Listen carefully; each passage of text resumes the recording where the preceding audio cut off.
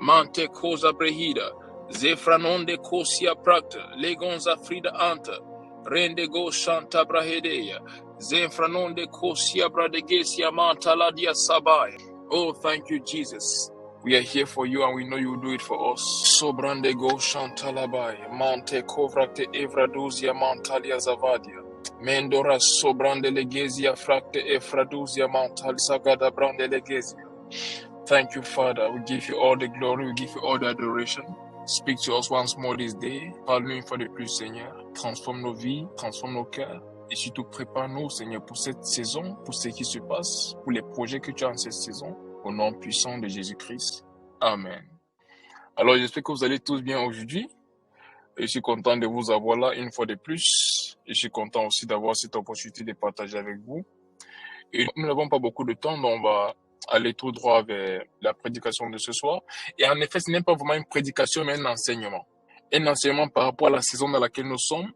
Et ma fille, Leslie, si tu vas traduire en anglais, comme ça je vais pouvoir prêcher en français directement. Alors, c'est un enseignement qui va nous aider en cette saison dans laquelle nous nous trouvons. La Bible dit dans la fin des temps, il y aura des faux prophètes, des faux enseignants de la parole et beaucoup d'autres choses. Et ces personnes ne vont pas se trouver dans la société, mais dans l'église. Donc la différence devrait se faire à l'église, par les chrétiens. Et remarquons, la Bible nous dit également que le peuple de Dieu périt par faute de connaissance. Ce qui veut dire que tu peux être un enfant de Dieu. Mais si tu ne sais pas ce qu'il faut, tu peux toujours périr, tu peux toujours tomber dans les pièges, malgré le fait que tu as le Saint-Esprit en toi. C'est possible de suivre des personnes qui ne sont pas vraiment enfants de Dieu, des personnes qui ne sont pas des envoyés de Dieu, si on n'a pas le discernement, si on n'est pas guidé par l'Esprit de Dieu, et surtout si nous n'avons pas la connaissance par rapport à qui ils sont vraiment. La Bible dit, ils sont des loups déguisés en agneaux. Ils ne ressemblent pas à des loups, mais à l'intérieur, ils sont vraiment des loups. Ils se comportent comme des enfants de Dieu. Ils font les mêmes choses que les enfants de Dieu font, mais est-ce qu'ils sont enfants de Dieu? Ils sont comme des prophètes, ils sont comme des pasteurs, ils sont comme des enseignants de la parole, mais est-ce qu'ils le sont vraiment? Et dans une situation pareille, plusieurs chrétiens disent, est-ce qu'on doit les dénoncer? Qu'est-ce qu'on doit faire? Est-ce qu'on doit se séparer d'eux? Qu'est-ce qu'on doit vraiment faire? Et c'est à cette question que nous allons répondre ce soir. Qu'est-ce qu'il faut faire dans des moments pareils? Et le titre de notre ce soir, c'est « Laissez-les pousser ensemble ». Voici le thème de notre enseignement ce soir. Et on va lire le texte de Matthieu chapitre 13, du verset 24 au verset 30. Ma fille Leslie, tu vas lire en français. Sobrande lego sapte efradousia paradiata. Matthieu chapitre 13, verset 24 à combien, s'il te plaît? Matthieu chapitre 13, verset 24 à 30. Ok. Verset 24. Il leur proposa une autre parabole et il dit, le royaume des cieux est semblable à un homme qui a sémé une bonne sémence dans son champ. Mais pendant que les gens dormaient, son ennemi vint, sema des livrets parmi le blé et s'en alla. Lorsque l'herbe eut poussé et donné du fruit, l'ivraie parut aussi. Les serviteurs du maître de la maison vinrent lui dire, Seigneur, n'as-tu pas sémé une bonne sémence dans ton champ? D'où vient donc qu'il y ait des livrets? Il leur répondit, c'est un ennemi qui a fait cela. Et les serviteurs lui dirent, veux-tu que nous allions l'arracher? Non, dit-il, de peur qu'en arrachant l'ivraie, vous ne déracinez en même temps le blé. Laissez croître ensemble l'un et l'autre jusqu'à la moisson. Et à l'époque de la moisson, je dirai aux moissonneurs, arrachez d'abord l'ivraie et liez-les en gerbes pour la brûler, mais amassez le blé dans mon grenier. Amen. La première chose à laquelle je vais attirer notre attention, avant que les deux ont commencé à pousser ensemble, la question c'est qu'est-ce qui s'est passé avant qu'on a retrouvé des mauvaises graines parmi les bonnes graines? Qu'est-ce qui s'est passé avant que les deux étaient ensemble? À la base, la sémence n'était pas une mauvaise sémence, c'était une bonne sémence. Mais qu'est-ce qui s'est fait pour qu'une mauvaise sémence se retrouve en train de pousser avec la bonne sémence? La Bible dit, mais pendant que tout le monde dormait, son ennemi arrivera, séma de la mauvaise herbe parmi le blé et puis s'en alla. À chaque fois que tu vois le mal et le bien en train de croître dans l'église, c'est parce que l'église est en train de dormir. La raison pour laquelle il y a des faux prophètes, il y a des faux enseignants de la parole, il y a des faux prédicateurs, des faux pasteurs. Toutes ces choses arrivent parce que l'église est en train de dormir. C'est pendant que l'église dort que le diable a la capacité d'insérer de telles personnes. C'est pendant que le peuple de Dieu dort que le diable a la capacité de mettre ces personnes en place. Et lorsque l'église se réveille, Il y a tellement de choses qui se passent. Quand on entend parler des fausses doctrines et toutes ces choses-là, comment est-ce qu'elles entrent en place? Quand l'Église dort. Parce que lorsque l'Église est éveillée, lorsque l'Église est éveillée dans la parole, dans la prière, lorsque ces choses commencent à s'annoncer, l'Église va s'en rendre compte. Et l'Église va empêcher cette manifestation dès le début. Mais lorsque l'Église est en train de dormir, qu'est-ce qui se passe? Le diable arrive à s'aimer. Et lorsque l'Église se réveille, ces choses sont déjà en train de pousser. De la même façon que Dieu a sémé des bonnes semences dans la terre, le diable également vient s'aimer autre chose. Et les deux commencent à pousser ensemble. Et lorsque l'Église se réveille, c'est déjà trop tard. Et en ce moment, qu'est-ce qui va se passer? Parce que le diable, lorsqu'il n'arrive pas à détruire une chose, il crée la séparation, il crée la confusion. Et en ce moment, lorsque l'Église se réveille, l'Église se dit, oh, maintenant on doit chasser des faux prophètes, on doit dire si celui-ci n'est pas de Dieu, on doit le dénoncer, on doit faire ceci, on doit faire cela. Mais la chose, on peut confondre en ce moment qui est vrai et qui n'est pas vrai. Et voilà pourquoi le maire dit, laissez-les pousser ensemble. De peur de dire celui-ci est faux, pourtant il est vrai. Et de dire l'autre est vrai, pourtant il est faux. Mais voici une situation qu'on peut éviter lorsque l'Église reste éveillée tout le temps.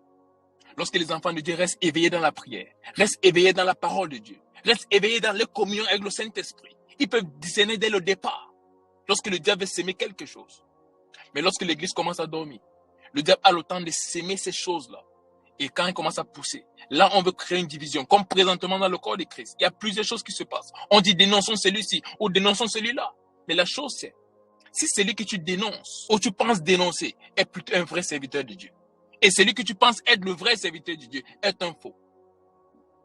Toutes ces choses arrivent à cause du sommeil de l'Église de Dieu en ces fins de temps. Toutes ces guerres que nous avons dans le corps de Christ aujourd'hui arrivent à cause du sommeil de l'Église. Pendant qu'ils étaient en train de dormir, le diable est venu et il a sémé quelque chose. Et lorsqu'ils se sont réveillés, la sémence était déjà là. Et les deux étaient en train de pousser. Ce que Dieu a sémé et ce que le diable a sémé. Et en ce moment, les serviteurs voulaient aller retirer ce qui n'était pas de Dieu, ce qui n'était pas planté par leur maître. Mais la chose c'est, il pouvait y avoir un problème. La capacité de ne pas déterminer quelle est la bonne sémence et quelle est la mauvaise. Et voilà pourquoi le maître a dit, laissez-les pousser ensemble. Il y a plusieurs choses qui se passent sur les réseaux par rapport à des hommes de Dieu depuis 2023. Et je vous ai donné des prophéties même en 2022 et 2023. J'ai dit il y a plusieurs hommes de Dieu qui devaient être exposés. Mais dans le groupe, je vous ai dit, restez silencieux par rapport à tout ce qui se passe sur les réseaux. Par rapport aux hommes de Dieu, peu importe les témoignages que vous entendez, peu importe les documentaires que vous voyez, restez silencieux par rapport à leur sujet. Cela, c'est parce que la personne que tu peux dire être une fausse personne ou un faux prédicateur peut vraiment être l'envoyé de Dieu pour une génération et l'envoyé de Dieu même pour ta vie. Aussi comme la personne que tu peux être en train de soutenir peut être une personne qui n'est même pas de Dieu. Parce que la Bible nous parle des loups qui prennent la forme des agneaux, qui prennent la forme d'autres choses. Pourtant, ce sont des loups. Mais ils se cachent derrière quelque chose. Ils prennent l'apparence des enfants de Dieu. Mais ils ne sont vraiment pas des enfants de Dieu. Mais la façon d'éviter tout ceci, c'est de rester éveillé. Voilà pourquoi à chaque fois je le dis dans ce groupe, il est très important que nous passions du temps dans la parole de Dieu, dans la lecture de la parole de Dieu, dans la prière, dans le jeûne, pour rester éveillé. Parce qu'à chaque fois que l'église commence à dormir, à chaque fois qu'un enfant de Dieu commence à dormir, les mauvaises graines sont plantées directement. À chaque fois que le corps de Christ commence à dormir, il y a des mauvaises semences plantées. À chaque fois que tu commences à dormir en tant qu'enfant de Dieu, il y a des mauvaises semences qui sont plantées dans ta vie. En tant qu'enfant de Dieu, c'est très important de rester éveillé spirituellement.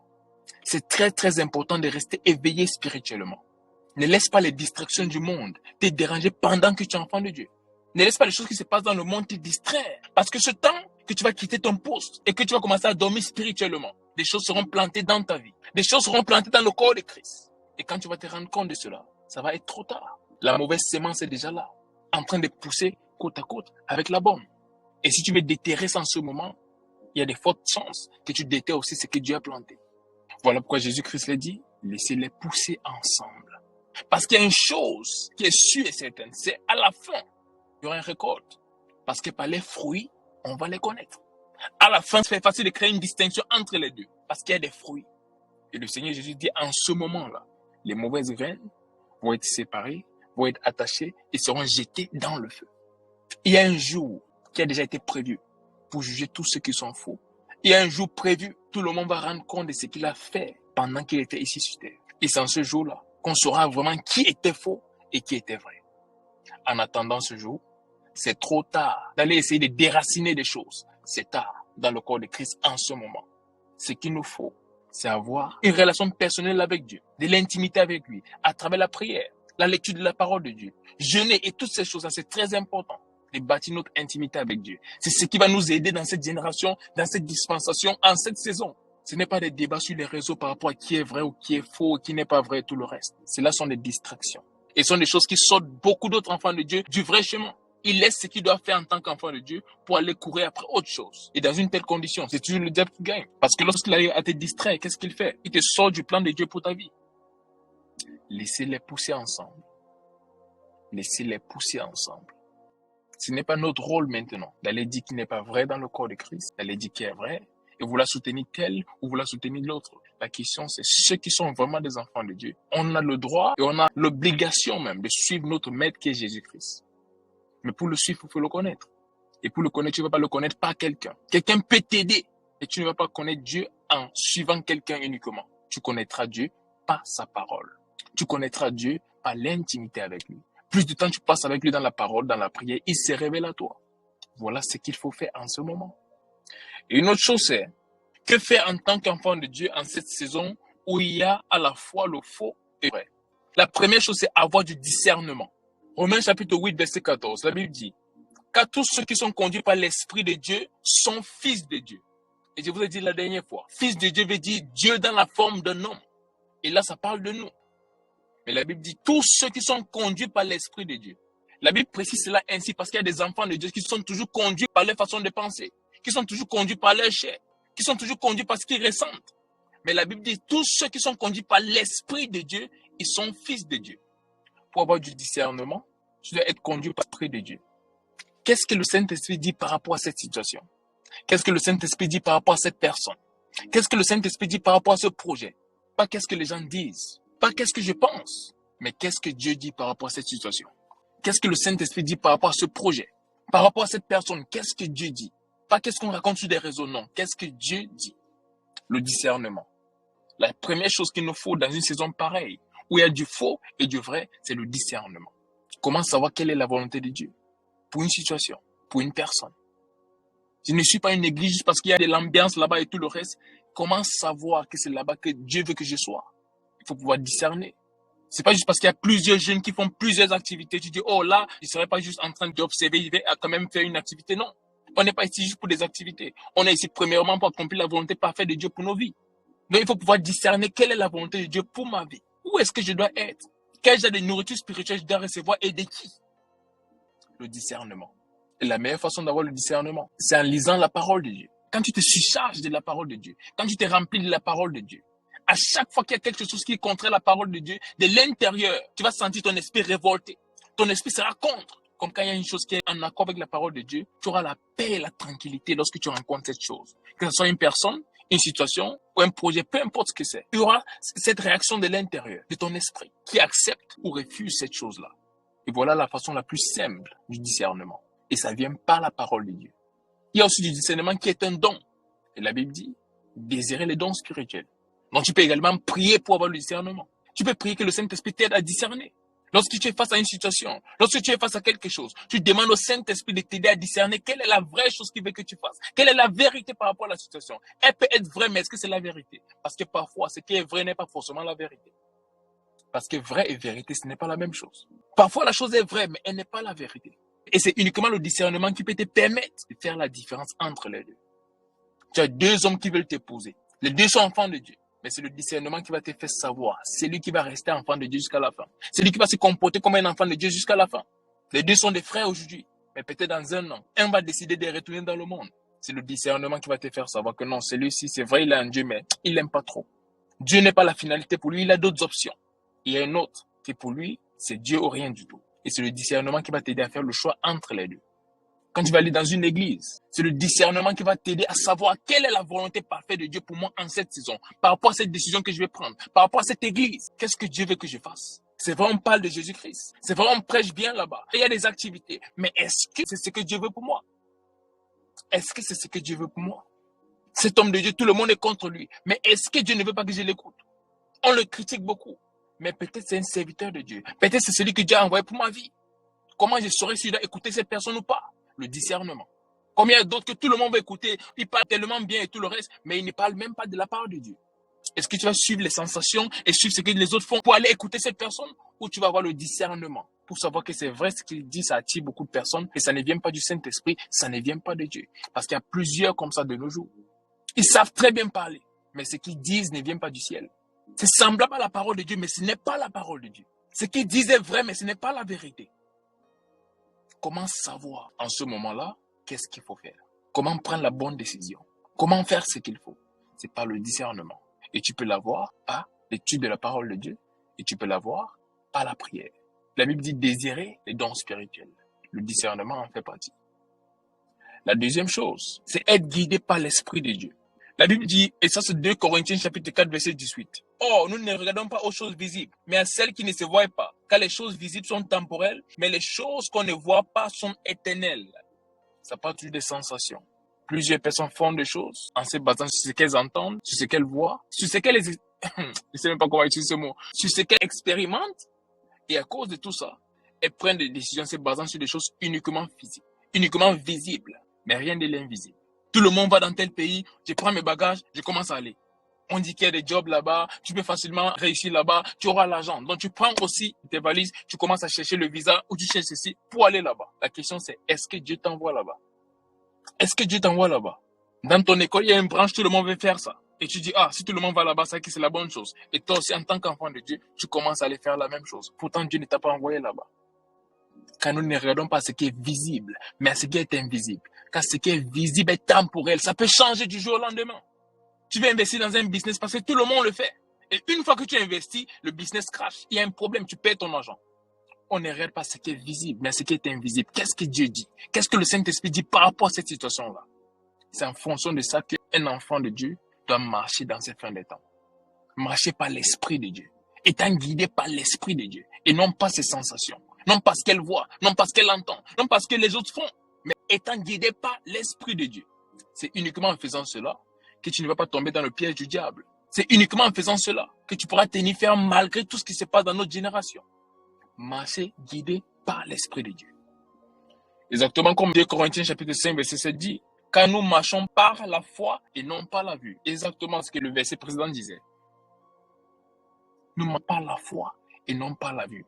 Parfois, ce que tu veux faire, ça ne promet vraiment pas. Mais dans ton cœur, tu sais que voici ce que Dieu veut que je fasse. Alors tu fonces parce que dans ton cœur, tu sais que Dieu veut que tu fasses cela. Physiquement, ça ne ressemble pas à une chose qui va être bénéfique. Physiquement, ça ressemble à l'échec. Mais qu'est-ce que Dieu dit? Marchez par la foi et non par la vue. En tant qu'une génération prophétique, et surtout un groupe prophétique, marcher par la foi doit être une chose capitale, une chose clé pour nous. La Bible dit les fils d'Isaac comprenaient les temps dans lesquels ils vivaient et ils savaient ce qu'Israël devait faire pour être victorieux. Les autres ne savaient pas, mais les fils d'Isaac savaient. Pourquoi? C'était des personnes qui avaient une compréhension prophétique des temps. C'est la même chose qu'il nous faut dans cette génération, dans cette dispensation. Avoir une compréhension des temps. Et cela, pas parce que les gens disent des choses, pas parce que nous le voyons, mais par l'Esprit de Dieu. Qu'est-ce que l'Esprit de Dieu dit? Qu'est-ce que l'Esprit de Dieu témoigne à notre esprit? Quelle est cette chose-là que Dieu nous dit? Pas qu'est-ce qui se raconte sur des réseaux, mais qu'est-ce que l'Esprit de Dieu dit à son Église en ce jour? Qu'est-ce que l'Esprit de Dieu dit par rapport à ma propre vie, par rapport à ma destinée, par rapport au plan de Dieu pour moi? Qu'est-ce que Dieu dit? C'est par rapport à cela que nous devons poser des actes. C'est par rapport à cela que nous devons prendre des décisions. C'est par rapport à cela que nous devons marcher. Marcher par la foi et non par la vue. Nous sommes dans une dispensation où les choses sont tellement sombres. Et la seule lumière, c'est la direction que nous donne le Saint-Esprit. C'est notre seule lumière. C'est notre seule assurance de réussir. Notre seule assurance de vaincre. Et si nous laissons cela pour marcher comme des simples personnes, marchant par la vue, regardant ce qui se passe, et à force de cela ou à base de cela, appliquer dans notre propre vie, on va échouer. Mais si nous faisons confiance à Dieu et nous marchons selon la direction du Saint-Esprit tous les jours de nos vies, alors nous sommes sûrs d'être victorieux à la fin. Et ici, on va parler de quelques signes des imposteurs. C'est une chose que lorsque tu vois, ça peut t'aider à comprendre que telle personne n'est pas forcément un envoyé de Dieu. C'est une chose que lorsque tu vois, tu vas savoir que telle personne qui dit être chrétienne n'est vraiment pas chrétienne.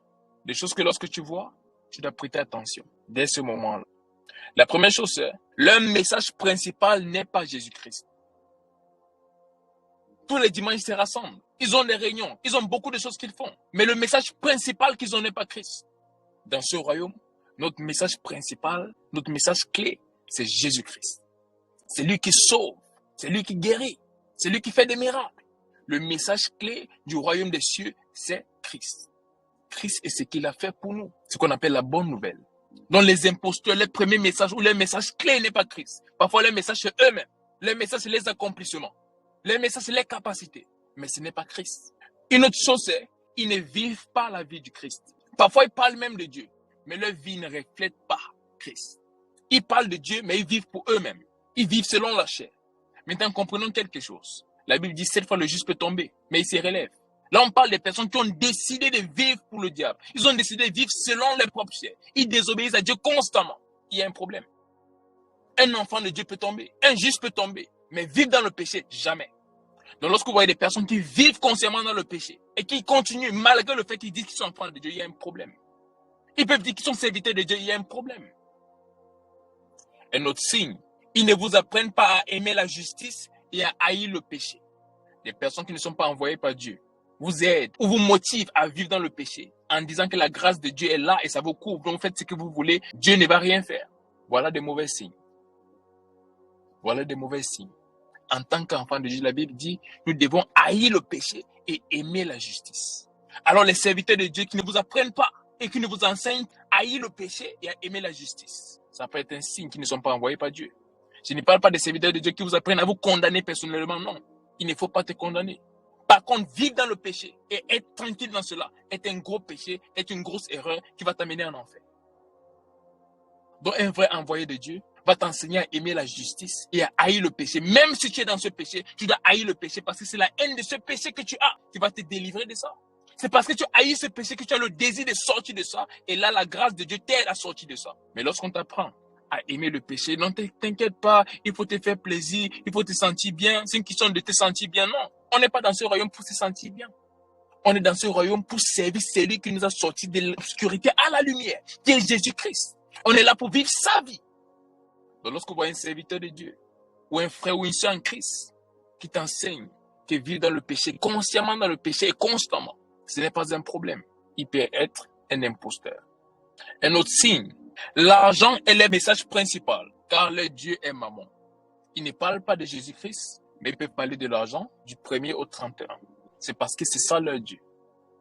Il n'y a aucun autre message dans le monde donné à n'importe quel homme de Dieu qui est au-delà du message de Jésus-Christ. Peu importe ce qu'il prêche, Jésus-Christ doit être le message principal. Donc si tu entends un homme de Dieu, à chaque fois il parle que d'autres choses. Il parle que d'autres choses. Il ne te parle jamais de Jésus-Christ. Il peut te parler de la réussite. Il peut te parler du succès, de parler de l'argent, parler de la prospérité et tout. Mais il ne te parle jamais de Jésus-Christ. Il n'est pas là pour Jésus-Christ. Parce que tout le monde peut prêcher cet autre message. Il ne te fait jamais savoir que c'est important de vivre pour Dieu. Il ne te fait jamais savoir qui est Jésus-Christ et ce qu'il attend de toi. Uniquement comment devenir riche, comment prospérer, comment faire ceci, comment faire cela. Il y a un problème. Parce que la Bible dit à quoi ça sert de gagner le monde si tu perds ton âme à la fin. Donc les personnes pareilles peuvent t'aider à prospérer dans ce monde. Mais après, où est-ce que tu vas te trouver? Et voir des personnes qui prêchent toujours sur cela, sans te parler de Jésus-Christ, ça peut être des signes qui sont des imposteurs. Et un autre point, ils se livrent à l'immoralité sexuelle. Là, on parle de l'esprit de Jézabel. Comme je dis tout à l'heure, un enfant de Dieu peut tomber dans le péché. Il ne devrait pas, mais il peut. Mais vivre cette vie, se livrer cette vie, consciemment et de façon persistante dans cette vie-là, ce n'est pas de Dieu. Et c'est un signe que notre esprit alimente cette personne. Alors lorsque nous voyons de telles choses, nous devrons savoir que ça peut être des imposteurs. Et là, on parle des serviteurs de Dieu, aussi comme d'autres enfants de Dieu. Parce que le diable ne va pas juste établir des pasteurs, des prophètes et tout le reste. Même dans la foule, il y a des personnes qu'il va mettre pour détourner d'autres du droit chemin, pour détourner d'autres de la vérité. Et c'est à nous d'avoir cette sagesse surnaturelle, ce discernement pour savoir qu'est-ce qui est vrai et quelle est la vérité. Le diable ne va pas forcément venir avec un mensonge. Il peut venir avec une chose vraie, mais qui n'est pas la vérité. Parce qu'il y a une différence entre ce qui est vrai et la vérité. Christ est la vérité. Par contre, il y a plus de choses vraies qui ne sont pas forcément la vérité. Et c'est uniquement avec le discernement que tu es capable de faire la différence entre les deux. Et je déclare que le Seigneur se donne cet esprit de discernement maintenant au nom puissant de Jésus-Christ. À toi qui m'écoutes en ce moment, je déclare que le Seigneur te donne cet esprit de discernement au nom puissant de Jésus-Christ. Afin que tu sois capable de discerner quelle est sa bonne volonté, même en cette saison. Sa volonté pour ta vie, comme pour le corps de Christ, au nom puissant de Jésus-Christ. Que tu ne sois pas confus ou confuse où tu te trouves par rapport à tout ce qui se passe. Mais que tu sois guidé constamment par l'Esprit de Dieu dans tout ce que tu fais. Passe du temps avec Dieu, dans la parole, dans la prière. Plein de choses se passent. Et c'est en cela qu'il se trouve ta sécurité en cette saison. Passe du temps avec Dieu. dans la lecture de la parole, dans la prière. Élimine les distractions, passe du temps avec Dieu. Passe du temps avec lui. Il veut te révéler des choses, il veut te parler, il veut te guider, il veut se révéler à toi. Passe du temps avec lui. Avoir des pasteurs, avoir des prophètes et tout le reste, c'est bien. Mais il n'y a rien de mieux que connaître Dieu pour soi. Connaître Dieu, il est ton Dieu, tu le connais, tu peux parler avec lui. Lorsque les autres viennent te parler, la plupart des fois, c'est une confirmation de ce que Dieu t'a déjà dit. Et même si tu n'avais pas dit ça avant, mais tu as une certaine maturité que lorsqu'on te parle, tu sais si Dieu parle ou pas. Mais cela ne viendra pas sans que tu ne passes du temps avec Dieu toi-même. Ça ne doit pas être une chose qu'on fait juste quand nous avons réunion ici. Non, ça doit être une chose qu'on aime faire. Lorsqu'on est seul, on passe du temps avec Dieu. Dans nos chambres, dans nos maisons, passer du temps avec Dieu. Pas juste le jour de la réunion, on vient, on se met là pour 2 heures, après on se sépare, non. Mais que personnellement, nous prenons du temps pour prier, pour chercher la face du Seigneur, pour étudier la parole de Dieu. Qu'est-ce que Dieu dit par rapport à cette situation? Qu'est-ce que Dieu me dit par rapport à ma propre vie? Et la dernière chose, c'est qu'est-ce que nous devons faire en tant qu'enfants de Dieu en cette saison? La première chose, c'est commencer petit et grandir dans la foi. Matthieu chapitre 13, versets 31 et 32. La Bible dit, il leur raconta d'autres paraboles. Le royaume des cieux est comme une graine de moutarde qu'un homme a prise et plantée dans son champ. Bien qu'elle soit la plus petite de toutes les graines, quand elle pousse, elle devient la plus grande des plantes du jardin et devient un arbre, de sorte que les oiseaux viennent se pêcher sur ses branches. Beaucoup se lancent dans cette fausse vie parce qu'ils veulent courir vite, ils veulent vite arriver. Plusieurs pasteurs à la base étaient des vrais appelés de Dieu, c'était des vrais envoyés de Dieu. Mais ils voulaient avoir des résultats facilement, rapidement. Et ils n'ont pas laissé Dieu faire les choses à sa façon et en son temps. Ils sont allés s'impliquer dans beaucoup d'autres choses. Ils sont allés prendre des pouvoirs chez les marabouts. Pourtant, à la base, ils ont reçu l'onction de Dieu. Ils sont allés pour les impartations des autres hommes de Dieu qui sont venus en train de faire des grandes choses. Mais ils ne savaient même pas d'où venait leur puissance. Ils ne savaient même pas d'où venait tout ce qu'ils faisaient. La soif de vite s'est manifestée. La soif d'avoir des résultats. La soif de faire les choses rapidement les a poussés à chercher des choses qui n'étaient pas de Dieu. Et voilà comment ils ont viré d'être des envoyés de Dieu pour une génération à des imposteurs. Voilà pourquoi la Bible dit, la fin d'une chose vaut mieux que le commencement. Certains commencent bien, mais comment est-ce qu'ils finissent? Et voilà les choses qui se passent lorsque nous fuyons ce qu'on appelle le processus. Parce que Dieu ne fait jamais quelque chose rapidement. Non.